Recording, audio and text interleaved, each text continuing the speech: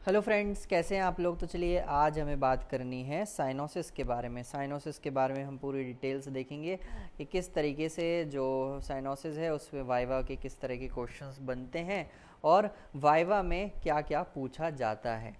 ठीक है।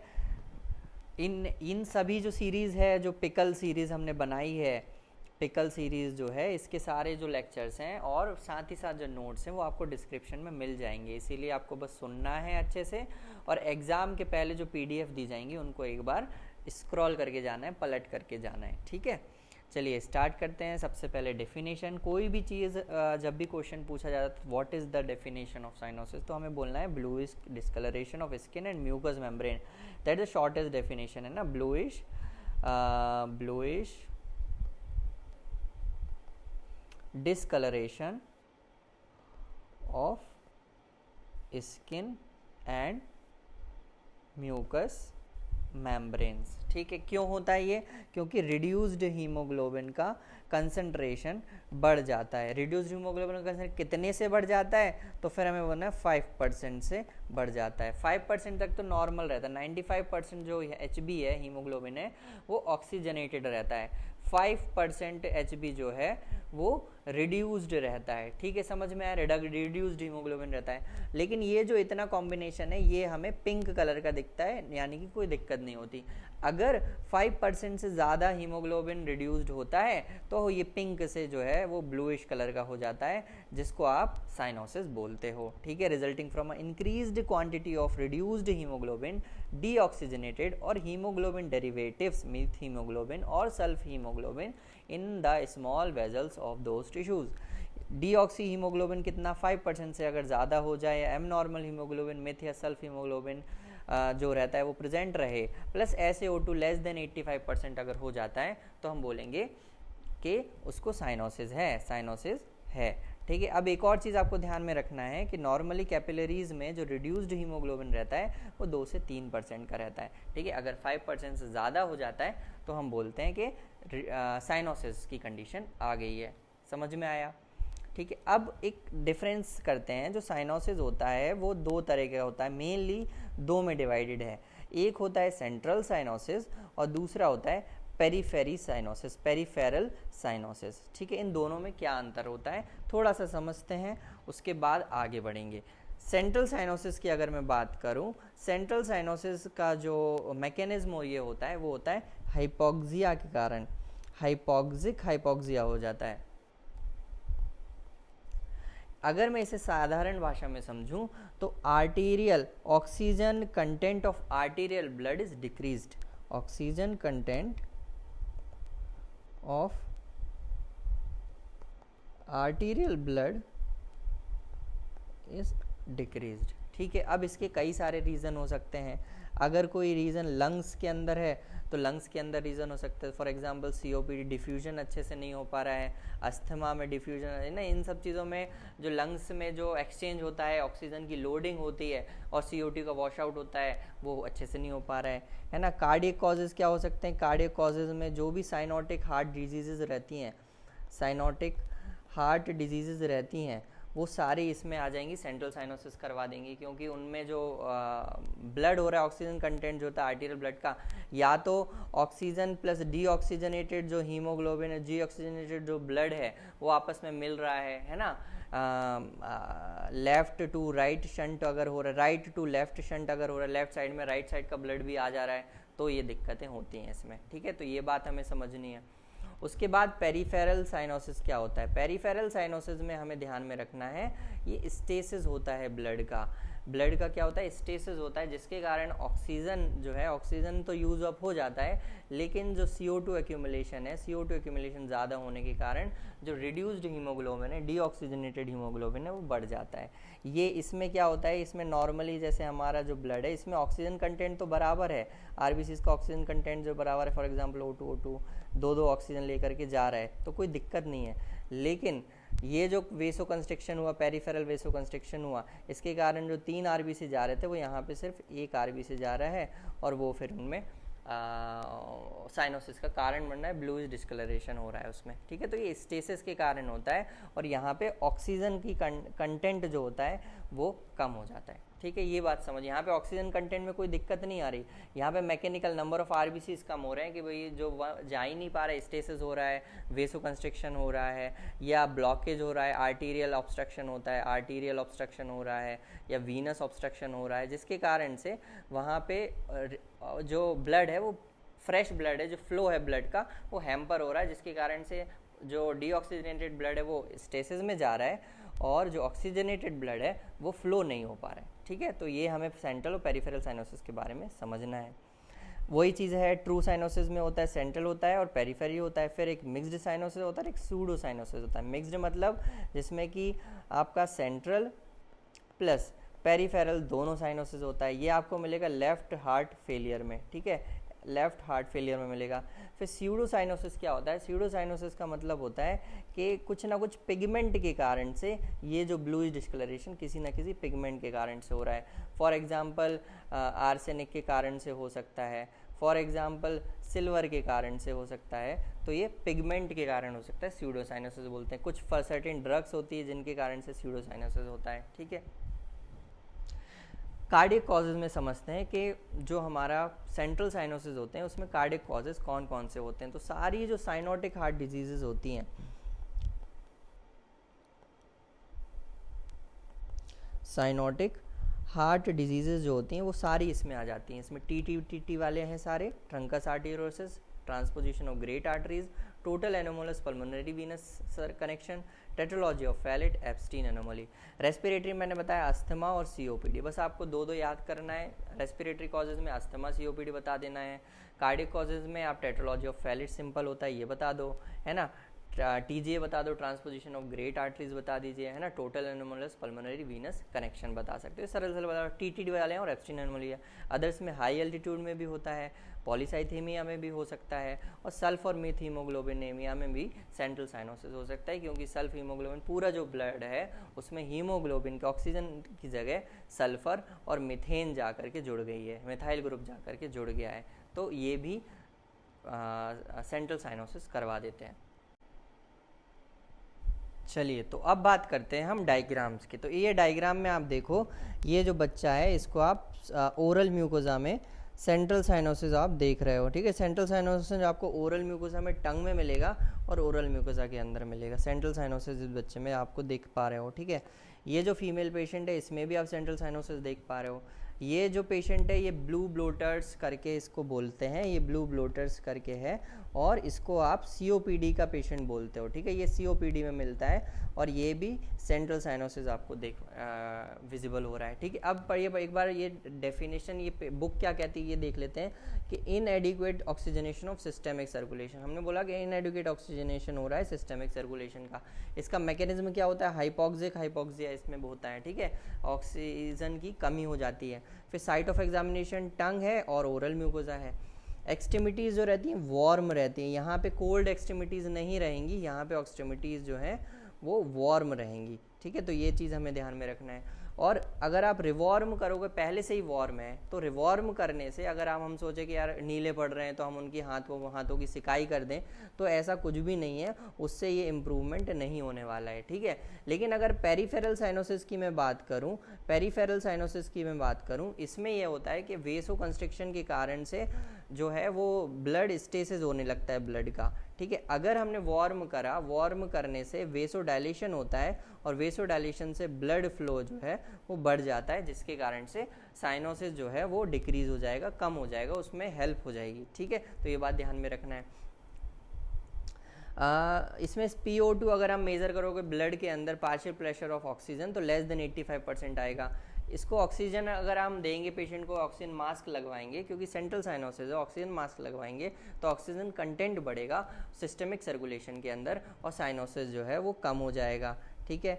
डिस्निया और जो है हाई वॉल्यूम पल्स जो है हमें पेशेंट को मिलेगी। ब्रीथलेसनेस का पेशेंट होगा जिसको सांस लेने में परेशानी होगी। सीओपीडी ये वाले जो पेशेंट है ब्लू रे, इसको भी सांस लेने में दिक्कत हो रही है। ऑक्सीजन, फिर हाई वॉल्यूम पल्स इस पेशेंट में हमें दिखेगी। एक्सरसाइज जो है वो वर्सन करेगी कंडीशन को। ऐसा क्यों है? क्योंकि इनएडिक्वेट ऑक्सीजनेशन है, और इनएडिक्वेट ऑक्सीजनेशन में अगर आप एक्सरसाइज करोगे तो ऑक्सीजन की जो डिमांड है वो बढ़ जाएगी, जिसके कारण से पेशेंट की कंडीशन और ज़्यादा डिटेरियोरेट हो जाएगी।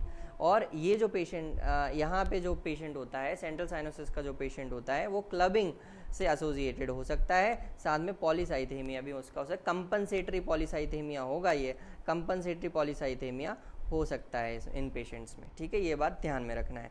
अब इनमें बोला क्लबिंग हो सकती है, तो जब मैं आपका थोड़ा सा जो ध्यान है वो इस बच्चे के ऊपर लेकर के जाना चाहूँगा। इस बच्चे के जब आप हैंड्स देखोगे तो यहाँ पर भी आपको क्लबिंग दिख रही है, bulbous distal enlargement of fingers आपको मिल रहा है, यानी ये पेशेंट जो है वो क्लबिंग का भी पेशेंट है। अगर आप इसका डायग्नोसिस देखोगे तो कंजेनिटल हार्ट डिजीज़ होगी, जिसके कारण से ये सारे फीचर्स इस बच्चे में आ रहे हैं, ठीक है।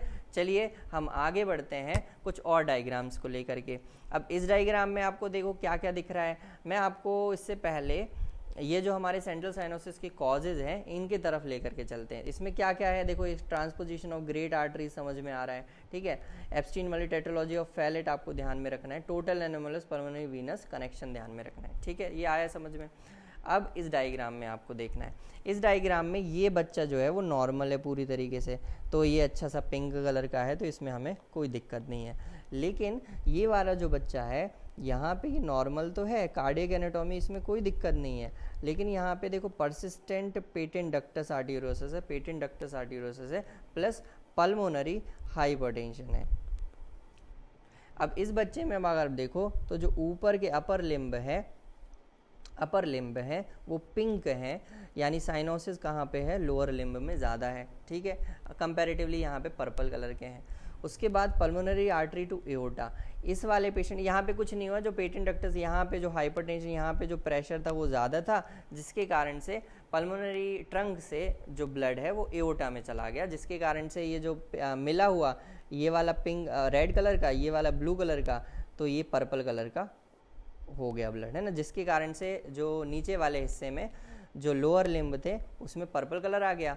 यहाँ पे ये वाली जो चीज़ें हैं ये पूरे अपर लिम्ब में चली गई, तो अपर लिम्ब अभी भी पिंक है, ठीक है, ये कंडीशन आई समझ में। अब यहाँ पे ट्रांसपोजिशन ऑफ ग्रेट आर्टरीज का एक कॉम्बिनेशन है, प्लस यहाँ पे पल्मोनरी हाइपरटेंशन है। अब यहाँ पे पल्मोनरी हाइपरटेंशन है तो ये जो ब्लड है वो ऐसे जाएगा, लेकिन ट्रांसपोजिशन के कारण से ये वाला जो अपर लिम्ब है, इस बार अपर लिम्ब जो है वो ज़्यादा साइनोज्ड है as compare to lower limb के, तो ठीक है, तो यहाँ पे कंडीशन थोड़ी सी बदल गई। लेकिन अगर टीजीए भी है प्लस उसको कोई हाइपरटेंशन, पल्मोनरी हाइपरटेंशन नहीं है, तो ये जो बच्चा है वो पूरा ब्लू कलर का रहेगा, पूरा साइनोज्ड रहेगा, ठीक है।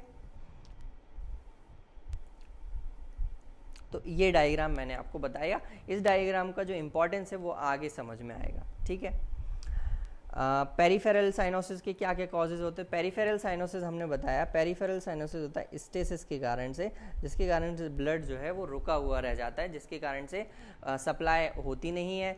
अगर ब्लड रुका हुआ रहेगा तो टिश्यूज़ में है जो ऑक्सीजन तो वो ले लेंगे, अगर यहाँ पे मान लीजिए ब्लड है और वो रुका हुआ है तो टिश्यूज़ जो हैं वो ऑक्सीजन तो ले लेंगे, लेकिन जो सारा कार्बन डाइऑक्साइड है वो यहाँ पे एक्यूमुलेट होने लगेगा, रिड्यूस्ड हीमोग्लोबिन की जो अमाउंट है वो बढ़ने लगेगा, साइनोसिस होने लगेगा।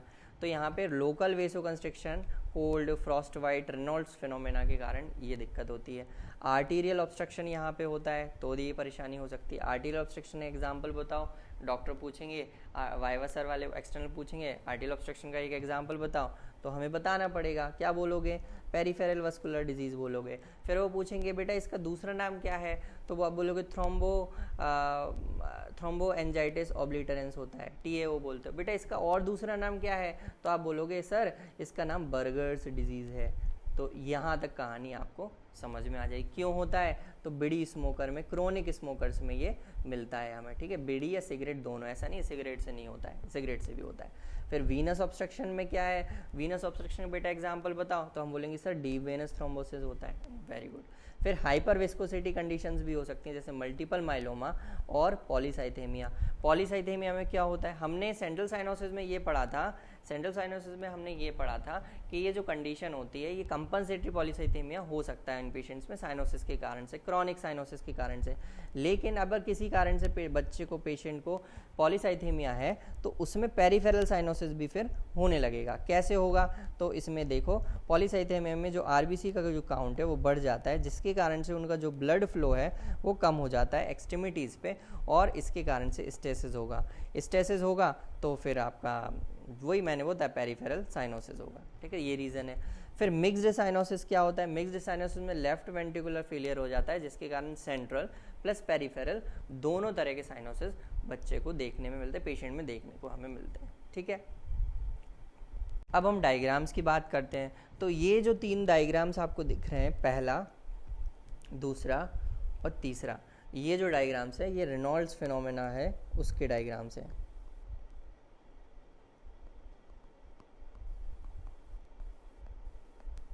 ठीक है,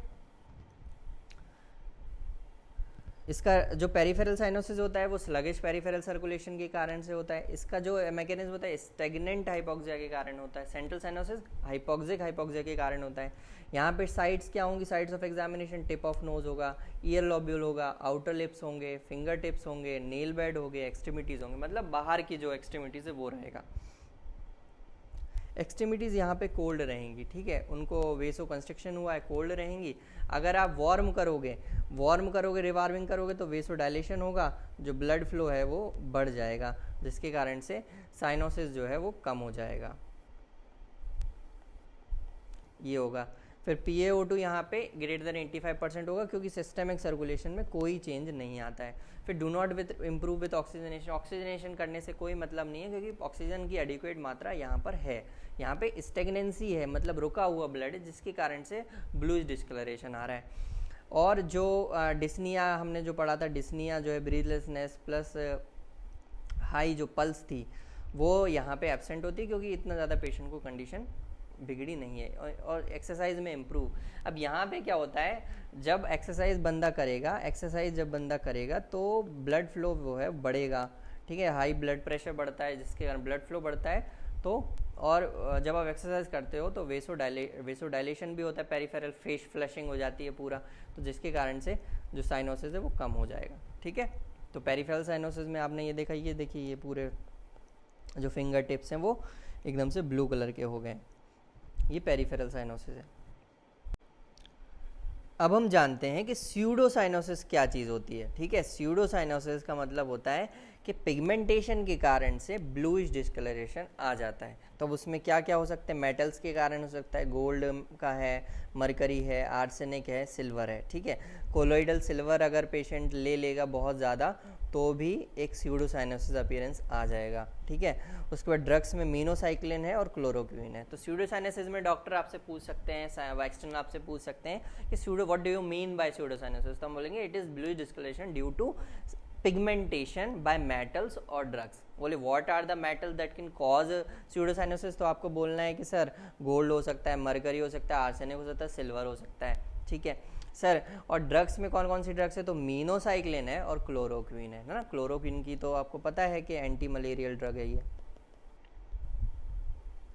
तो ये ध्यान में रखना है। ठीक है, चलो अब 4 टाइप्स ऑफ साइनोसिस होते हैं। एक दूसरे वेरिएंट में दूसरे तरीके से हम समझते हैं। सेंट्रल साइनोसिस हो गया, पेरिफेरल साइनोसिस हो गया, डिफरेंशियल साइनोसिस हो गया, रिवर्स्ड डिफरेंशियल साइनोसिस हो गया। ठीक है, तो सेंट्रल साइनोसिस में जो है वो blue tongue, lip and warm periphery रहेगी, और इसमें congenital heart disease, congestive heart failure और लंग डिजीजेज आ जाएंगी। लंग डिजीज़ में कौन कौन सी पढ़ी थी हमने? COPD आया था और अस्थमा हमने देखा था।